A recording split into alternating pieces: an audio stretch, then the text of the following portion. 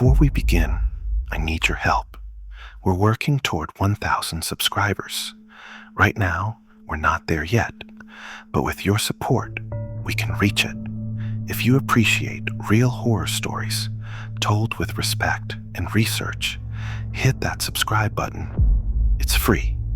It takes 1 second, and it helps us keep making these videos. Thank you. Now, tonight's story. Malaysia. A woman dies during childbirth. The burial rituals aren't performed correctly, and she transforms into something that hunts at night. They call her the Langsuir. Beautiful from the front, long black hair, white dress, pale skin. But turn her around, and you'll see the hole in her back, where her organs should be, empty, dark, wrong. She flies without wings. She imitates a baby's cry, and she hunts for newborns. Tonight, 3 stories, 3 witnesses, 3 different encounters with the vampire mother. This is the Langsuir, and according to those who've seen her, she's still out there. Let's begin. Story 1. The Crying Baby Kampung, Sungai Lui, Malaysia, 2009. Siti Rahman had her first baby in August 2009. A son. The birth was difficult. 12 hours of labor, but she survived. The baby survived. Her mother-in-law was traditional. She placed scissors under Siti's pillow, hung thorny branches outside the windows, burned incense every evening.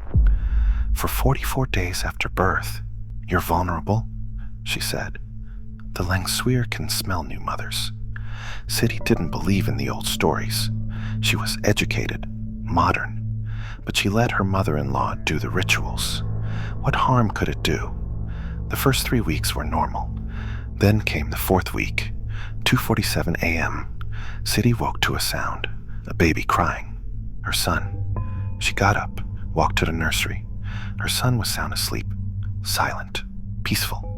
But the crying continued, louder now, more desperate. It was coming from outside. Siti walked to the window, pulled back the curtain. The thorny branches hung there, swaying slightly. Beyond them, in the rubber tree grove, something moved. The crying stopped. Siti stared into the darkness. Nothing. Just trees. Just shadows. Then she saw her. A woman, standing between 2 rubber trees. A white dress. Long black hair. Just standing there, watching the house. It was almost 3 a.m. Why would a woman be in the grove? And then the woman moved, but she didn't walk.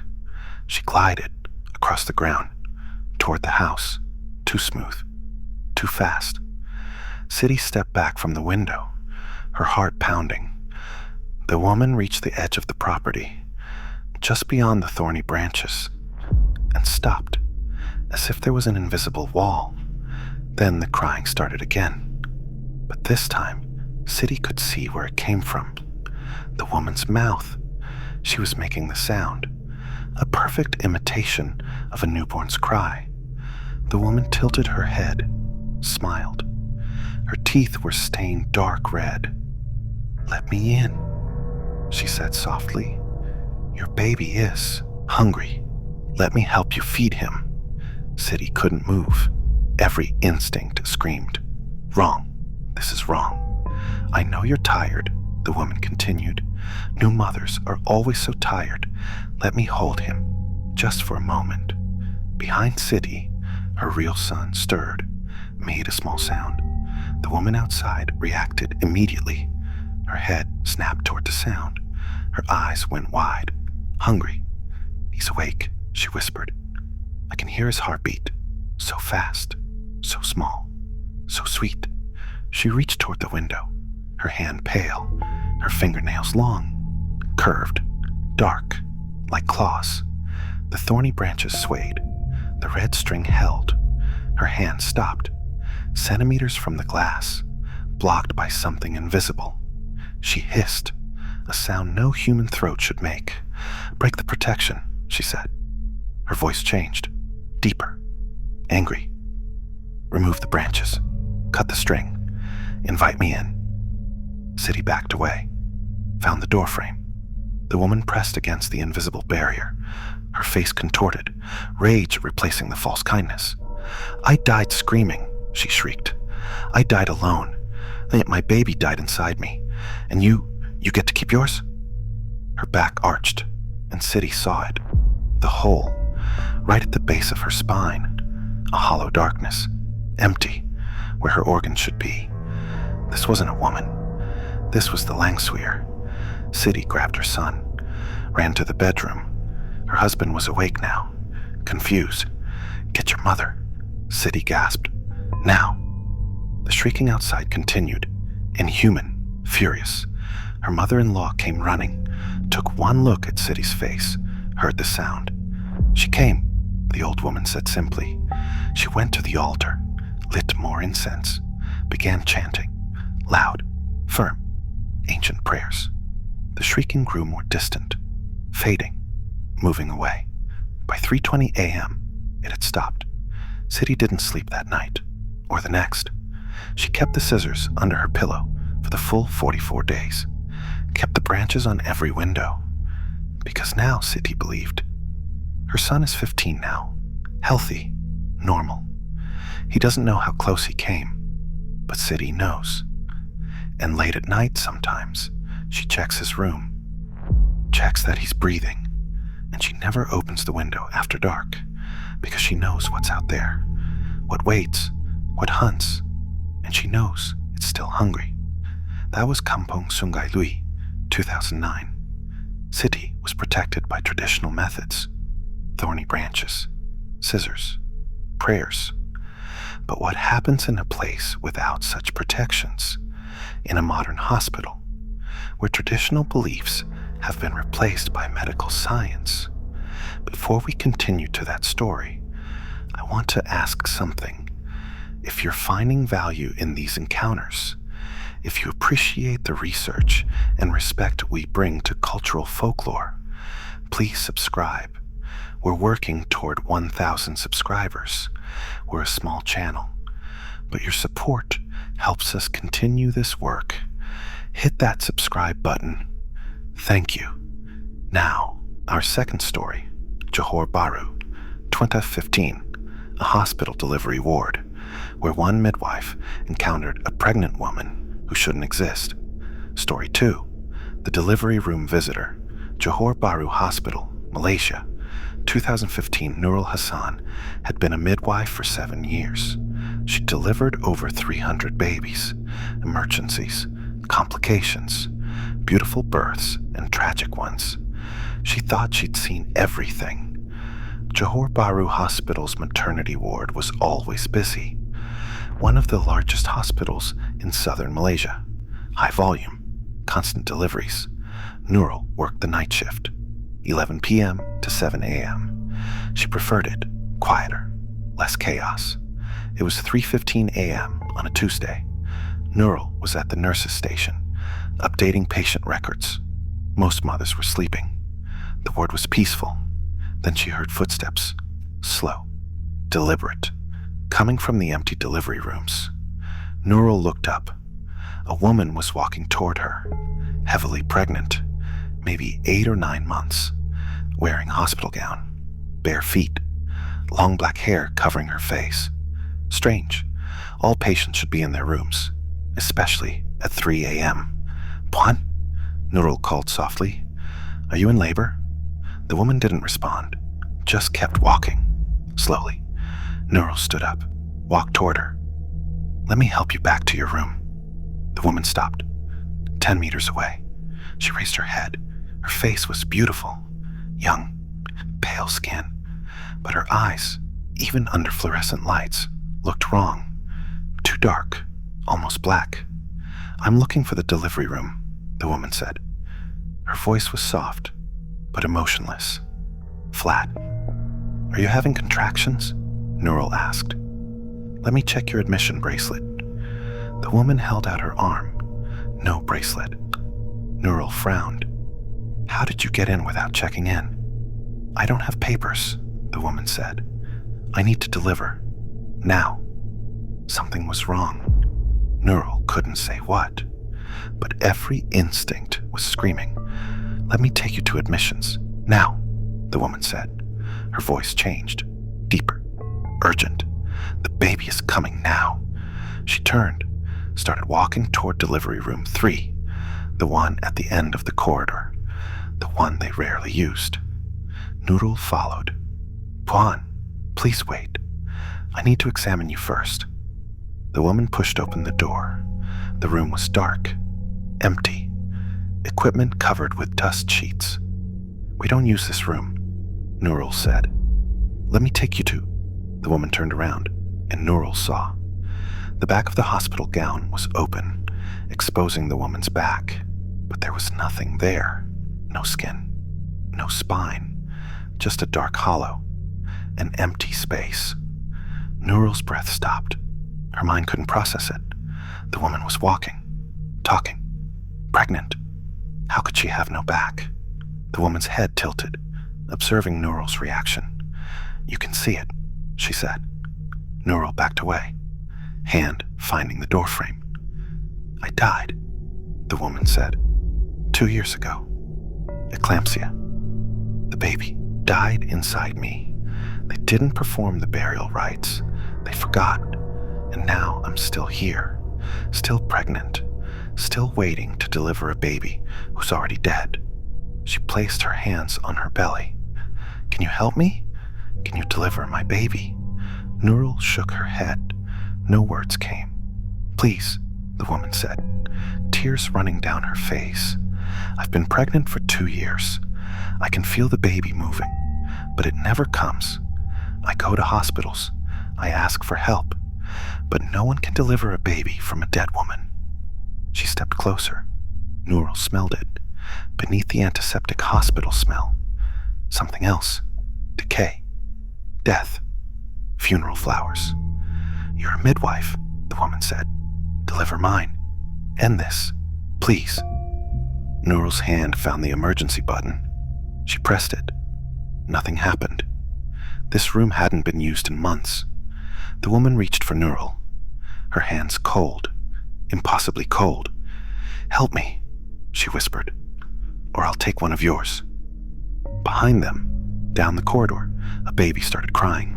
Real, alive, newborn. The woman's head snapped toward the sound. Her entire body went rigid. Fresh, she whispered. Just born. Still has the mother's blood on it. She released Nurul, moved past her, into the corridor, gliding, not walking, heading toward the nursery. Nurul's paralysis broke. No! She ran after her. The corridor seemed longer, darker. The lights flickered. The woman reached the nursery door, pressed her face against the glass, looking at the rows of newborns. So many, she whispered. So many babies, and I have none. Nurul grabbed her arm. You can't. The woman turned. Her face changed, beautiful features twisting. Her mouth opened, too wide, impossibly wide. Her teeth were sharp, stained dark red. I can, she hissed. I've done it before, 13 times, 13 babies, and none of them filled the hole. She pulled away from Nurul, reached for the nursery door handle. Then she stopped, stared at her hand. It was turning translucent, fading. No, she whispered. Not yet. Not now. I'm so close. Her entire body started fading, like smoke dispersing. I'll come back, she said, her voice echoing, distant. I always come back, every hospital, every delivery ward. I'll keep looking, keep trying, until I find the baby that fills the hole. She looked at Nurul one last time. Tell the mothers, tell them to perform the rites. Tell them what happens when you forget. Then she was gone, completely, as if she'd never been there. Nurul stood alone in the corridor, shaking. The baby in the nursery had stopped crying. Everything was quiet. She looked down at her arm, where the woman had grabbed her. 5 bruises, in the shape of fingers, ice cold. Nurul requested a transfer the next week, to a different ward, away from maternity. She couldn't explain why. said she needed a change, but the nurses who work night shifts in that hospital know. They all know. Sometimes at 3 a.m., they hear footsteps in the empty delivery rooms. Slow, deliberate, and they never investigate. They just make sure all the newborns are accounted for. Make sure the nursery door is locked, because they know who's walking those corridors. And they know she's still looking, still searching for the baby that will never come. That was Johor Bahru, 2015. A modern hospital, medical equipment, trained staff, but traditional protections were absent, and the Langsuir walked right in. But what happens when you encounter her in the wilderness? No thorny branches, no prayers, no locked doors, just you and her and the darkness. Our final story takes place on Batam Island, Indonesia, 2018, a rubber plantation, where a worker saw something sitting in a tree, something that shouldn't be there, something that smiled at him.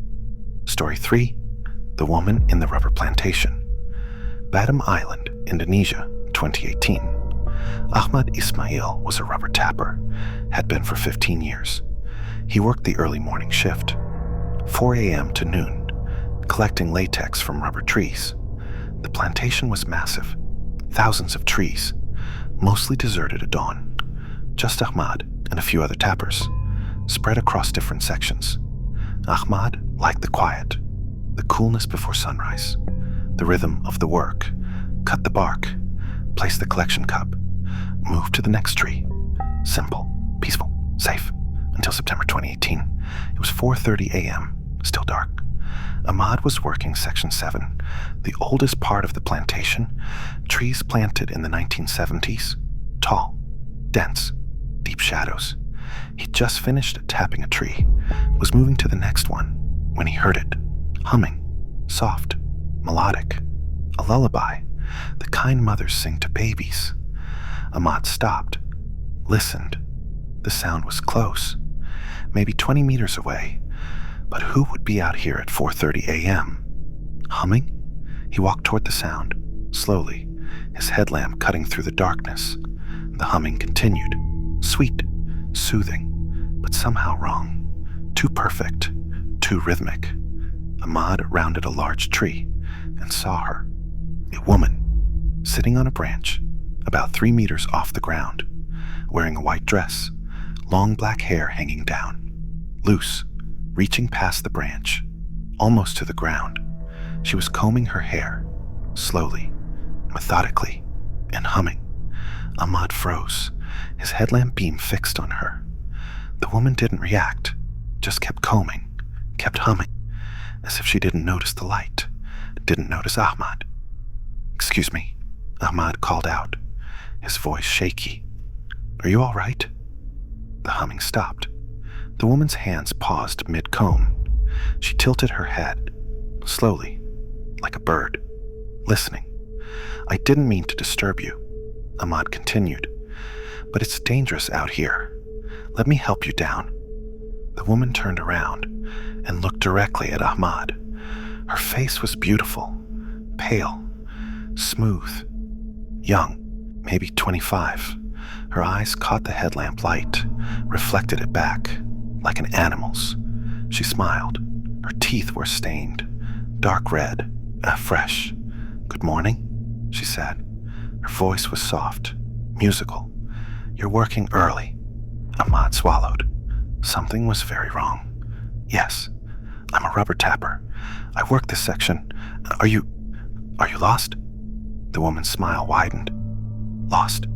No, I live here, in the trees. I've lived here for a very long time." Ahmad's hand tightened on his collection bucket. "There are no houses out here, just plantation." "I don't need a house," the woman said. "I sleep in the trees. I fly from branch to branch, like an owl." Ahmad's blood went cold. Like an owl. The old stories. The Langsuir transforms into an owl, flies at night, hunts from trees. "You should go," Ahmad said, backing away slowly. "I need to finish my work." "Don't leave yet," the woman said. She stood up on the branch, balanced perfectly, her bare feet gripping the bark. I've been so lonely. No one comes to this section anymore. Not since I started living here. She stepped off the branch. Not jumped. Stepped. Into the air. And hovered. 3 meters above the ground. Suspended. Defying gravity. Ahmad stumbled backward. Dropped his bucket. Latex spilling across the ground. "What are you?" he whispered. The woman floated down. Slowly. Her white dress flowing around her. Her long hair trailing behind her. "I was a mother once," she said. "A long time ago. 1987. I was 18. Pregnant with my first child. I was so happy." She landed on the ground, barefoot, 5 meters from Ahmad. "But there were complications," she continued. "The baby came early. Too early. I went into labor alone. In a village house. No midwife. No hospital. Just me." She took a step forward. Ahmad took a step back. "I bled for 7 hours," she said. "I screamed. I begged for help, but no one came. The baby was stuck. Breech. Backwards. And I didn't know what to do. Another step forward. We both died. The baby first. Then me. Still connected. Still trying to give birth to a baby who was already dead." Ahmad's back hit a tree. No more room to retreat. "They buried me wrong," the woman said. Her voice flat now, emotionless. "They were afraid. Superstitious. They buried me fast. In the old way. But they forgot the rituals. Forgot to cut my hair. Forgot to close the holes." She was 3 meters away now. Close enough that Ahmad could smell her. Flowers.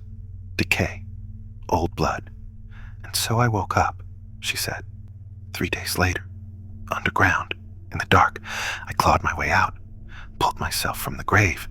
And when I emerged..." She turned around. Slowly. Ahmad saw the hole. Right at the base of her spine. A dark hollow. Empty. He could see the trees behind her. Through her. Where her organs should be. Nothing. "I was changed," she said, still facing away. No longer human. No longer dead. Something in between. Cursed. Hungry. She turned back around. Tears running down her beautiful face. "For 31 years, I've been looking for my baby," she whispered. "I search villages. I search hospitals. I search the forests, looking for the child that was taken from me." She reached toward Ahmad. "Have you seen my baby? Have you seen where they buried my baby?" Ahmad couldn't speak, couldn't move. "Please," she begged. "Help me find my baby. Help me end this. I'm so tired, so hungry, so alone." Behind him, Ahmad heard voices, the other tappers, coming to start their shifts, calling out to each other. The woman's head snapped toward the sound. Her expression changed, from sadness to hunger. "Men," she hissed. "More men. Do they have children? Do they have families?" She looked back at Ahmad. Her tears were gone. Her eyes were cold, predatory. "If I can't have my baby," she whispered, "I'll take theirs." She shot upward, straight into the canopy, disappearing into the leaves. Ahmad heard her moving, branch to branch, impossibly fast, heading toward the voices. "Run!" Ahmad screamed. "Get out! Run!" The voices stopped, confused. Then they must have seen her, because the screaming started. Ahmad ran, toward the voices, toward his co-workers, his headlamp bouncing wildly.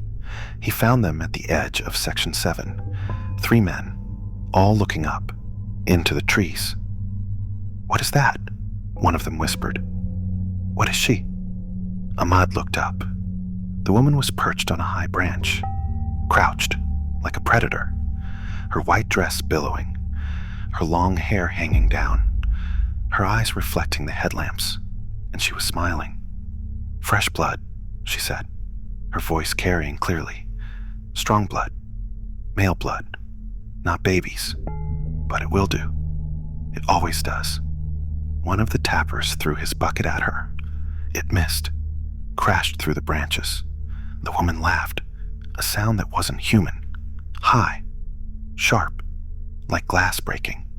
Then she dropped, straight down, heading for them. The men scattered, running in different directions. Ahmad ran toward the plantation road. Behind him, he heard screaming, thrashing, the woman shrieking. He didn't look back, just ran, through the trees, over roots, latex spilling from overturned buckets. He reached the road, kept running, all the way to the plantation office, 1 kilometer away. The manager called the police.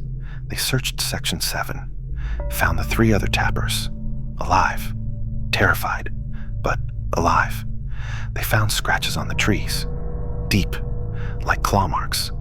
They found torn fabric, white, like a dress, and they found blood, dark red, dried, on the leaves, on the branches, old blood, decades old, but they didn't find the woman.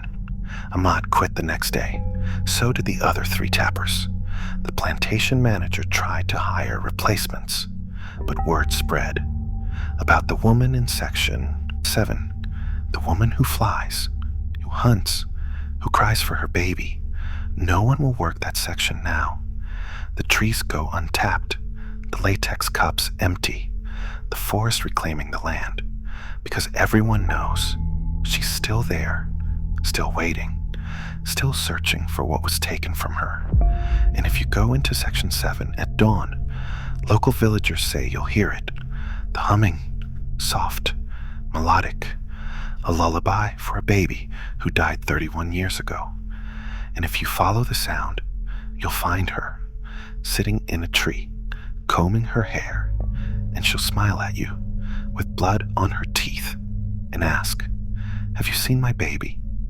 3 stories, 3 locations, 3 encounters with the Langsuir. Siti survived because of traditional protections. The midwife encountered her in a hospital where such protections don't exist. And Ahmad found her in the wild, where there's no protection at all. The pattern is clear. She hunts where mothers and babies are vulnerable. She appears where grief and death intersect. Whether you believe these encounters are real or metaphorical, the cultural lesson is clear. Communities developed protective rituals for a reason: to help families process the trauma of maternal death, to provide comfort through structure. The Langsuir legend isn't about monsters. It's about grief that doesn't end, loss that transforms into rage, motherhood denied, and across Malaysia, Indonesia, and Singapore, these beliefs persist because the pain they address is still real. What do you think happened in these 3 stories? Real supernatural entity? Psychological phenomena? Cultural metaphor? Let us know in the comments below. And before we end, one final request. We're working toward 1,000 subscribers. We create thoughtful, researched content about Southeast Asian folklore and supernatural traditions. Stories told with respect, with cultural context, with care. If you appreciate what we do, please subscribe. Please share this video. Please help us reach that goal. These stories deserve to be told, and we can't do it without your support. Thank you for watching. Thank you for approaching these stories with an open mind. Until next time, treat the darkness with respect. And if you hear a baby crying at night, check that it's really your baby before you open the door. Because the Langsuir is still out there, still flying, still hunting, still searching for what was taken from her.